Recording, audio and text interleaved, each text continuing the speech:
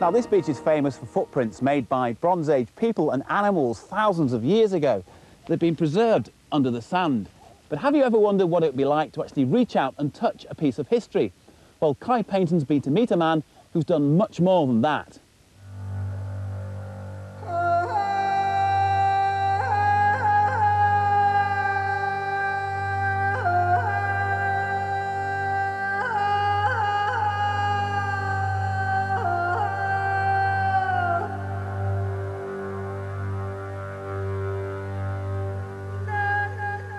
Now, this may look like an ordinary field of corn in the Cheshire countryside, but this field holds a secret, which is why I'm here. My name's Kai Paynton, I'm an archaeologist, and I've heard a lot about what's been happening here, so I've come to take a look for myself. I've also come to meet the man who says that he's got the answers to a mystery that's been lost in the mists of time. This is James Balme. He works in the accounts department of a Warrington-based car hire firm. But outside work, Jim has something else on his mind.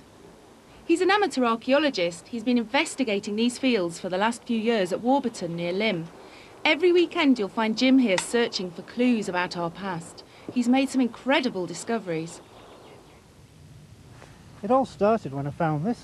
Wow, that's lovely, isn't it? Beautiful Roman brooch. Nice little Roman brooch and still got the silver inlay. It's a hefty thing, isn't It it? is, isn't it? Wow. And then this came out of the ground.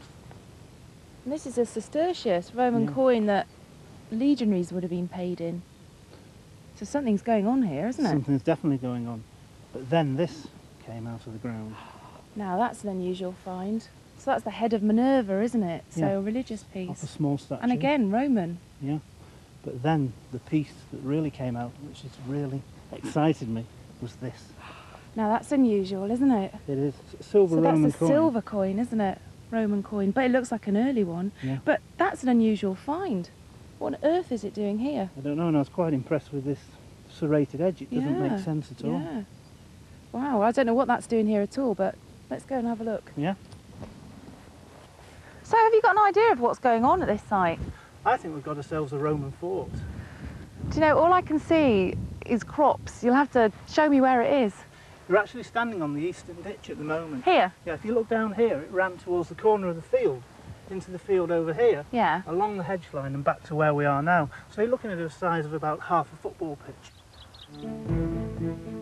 It was a chance discovery of some aerial photographs of Warburton taken by the RAF during the Second World War that started Jim investigating the site 4 years ago. From those photographs alone, it was clear to see in the crop marks that there were some features there that could just possibly be archaeological.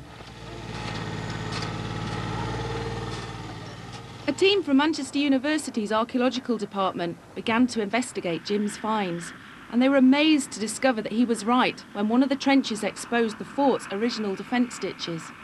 This ditch that we thought was a field boundary is now turning out to be just like the Roman ditch. So somewhere along here there's a turn, and this is the continuation of the ditch. I never ever expected to find Roman activity in this area. It's unknown and it's unrecorded. And to actually find such things as Roman brooches and coins and statues, the artefacts are coming out of the ground in such quantity that it was unbelievable to myself as well as some of the professionals. But the team weren't able to identify the coin. It's quite an extraordinary find. You don't see many Roman silver coins in Britain. Most are made out of bronze. It's a real mystery, so I wondered if there were any clues to be found in Jim's collection of finds. Hi, Jim. Hi. Hi, I brought your coin back. Oh, great, thanks very much. Wow, I didn't realise your collection was this big. It is, yes. Off 3 fields as well. Is Just that 3 all? fields, yeah. Well, I'm instantly drawn to this stuff here. I'm having a bit of a gladiator moment. Look, this is the base of a little statuette that Romans would have used on their little kind of portable altar, Right. like in the film Yeah, Gladiator. yeah. So that's really exciting. And look at these. They're what's called dumbbell toggles, but they're Right. really strange because normally they're made of bronze, not lead. Right. But they're very definitely Roman, and they're normally associated with military sites. And here's another kind of military find, isn't there? Or certainly associated with horses. This is a rain guide or a terret ring, Right, and it's from okay. a chariot. A chariot? A chariot, yes, that's Crikey. really exciting. And look, it's been really well worn. It's So been it's really had a well lot of used. use then, hasn't it? Yeah, Fabulous. But it's not just Roman stuff here, is it? No, one of my favourites actually is this. It's a small axe, a miniature axe, Bronze Age, and I'm pretty sure from the research I've done, from the way it's been looked at, that it could be as early as 1900 BC, early Bronze Age. Wow. Some of these were found in the Bush Barrow, which is next to Stonehenge, so they're that kind of... Yeah, so it's very early then, isn't it? Yeah, but really special.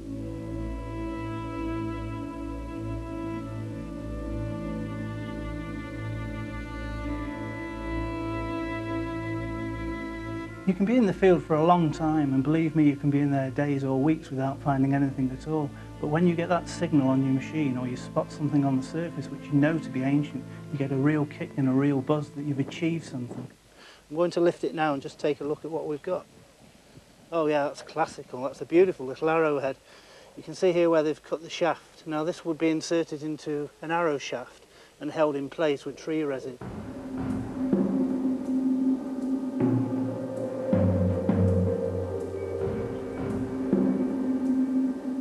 Who would have thought these fields at Warburton would hold so many secrets? It's easy to share Jim's enthusiasm as he tries to unravel them. I wanted to help too, and was determined to solve the mystery of the silver coin, but we needed some help, so I went to see Dr. Mike Novell, Director of Manchester University's Archaeological Field Unit. Well, it looks to me like we've got a Roman fortlet, and I can actually show you what we think it looks like.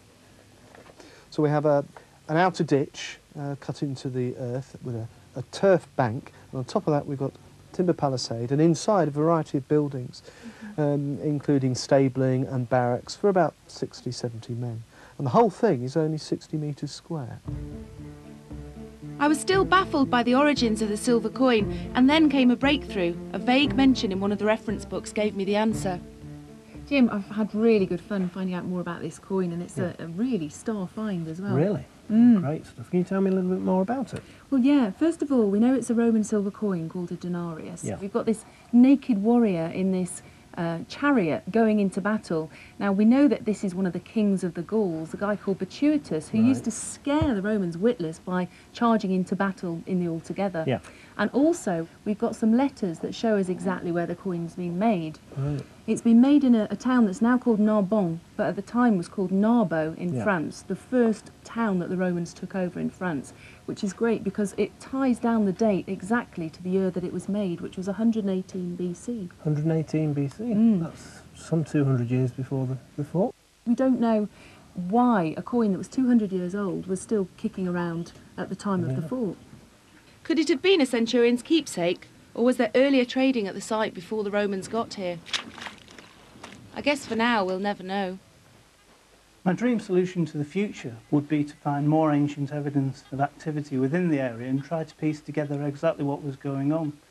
Now, I wasn't sure at all what to expect when I came here, but I've been amazed by Jim's enthusiasm and his dedication, and he's really proven to me that it just takes one person to really make a difference to what we know about the past. Without Jim, we wouldn't know what was going on in the fields around Warburton, and it's people like Jim that are leading a real grassroots revolution in archaeology. Amateur archaeologists are really helping us find out more about the people that we were, and for that we should be truly thankful.